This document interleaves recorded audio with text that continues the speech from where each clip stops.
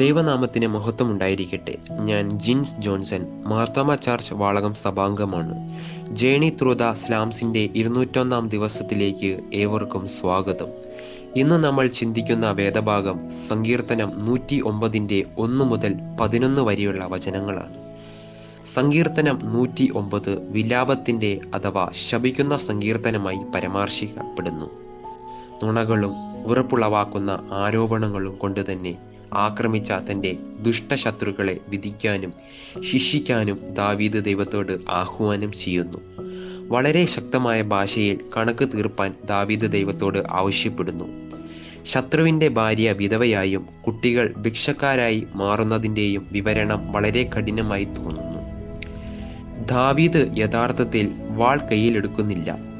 തൻ്റെ കോപവാക്കുകളിൽ പ്രകടിപ്പിക്കാൻ അവൻ നിർബന്ധിതനാകുന്നു.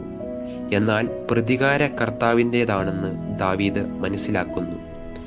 എന്നിരുന്നാലും നിരപരാധികളായ കുടുംബാംഗങ്ങളുടെ വിപത്തിനു വേണ്ടി ദാവീദ് പ്രാർത്ഥിക്കുന്നത് എന്തുകൊണ്ടാണ് എന്ന് നാം ചിന്തിക്കുക. അവർ നിരപരാധികളായിരിക്കില്ല. ഇവിടെ പറഞ്ഞിരിക്കുന്ന കുട്ടികൾ മുതിർന്നവരായിരിക്കാം. ദുഷ്ടൻ തനിക്കെതിരായ ആക്രമണങ്ങൾക്ക് ഭാര്യയെയും മക്കളെയും കൂട്ടാളികളാക്കുന്നത് ദാവീദ് മനസ്സിലാക്കിയിട്ടുണ്ടാവാം.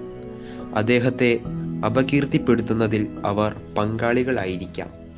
ഈ സങ്കീർത്തന ഭാഗം നമ്മുടെ ആന്തരിക ജീവിതത്തെയും ആത്മീയ അവസ്ഥകളെയും കൈകാര്യം ചെയ്യുന്നുണ്ടെന്ന് നാം മനസ്സിലാക്കണം.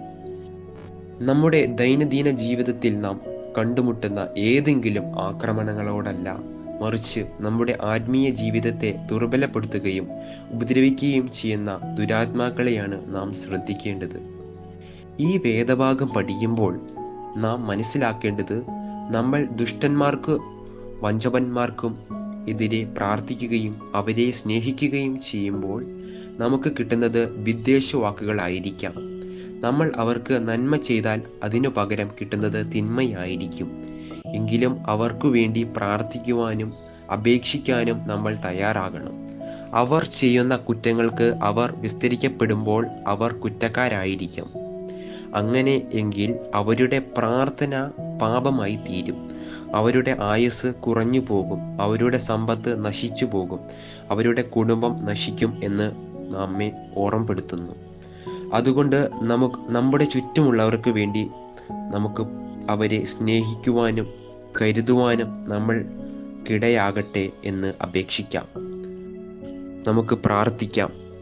സ്നേഹവാനായ ദൈവമേ, സ്വർഗസ്ഥ നല്ല പിതാവേ, ഞങ്ങൾ വചനം പഠിക്കുമ്പോഴും വിഭാഗിച്ചു കൊടുക്കുമ്പോഴും അത് ഞങ്ങളിൽ ക്രിയ ചെയ്യുവാനും വചനമനുസരിച്ച് ജീവിക്കുവാനും ഞങ്ങൾക്ക് കൃപയരുളണമേ. ആമേൻ.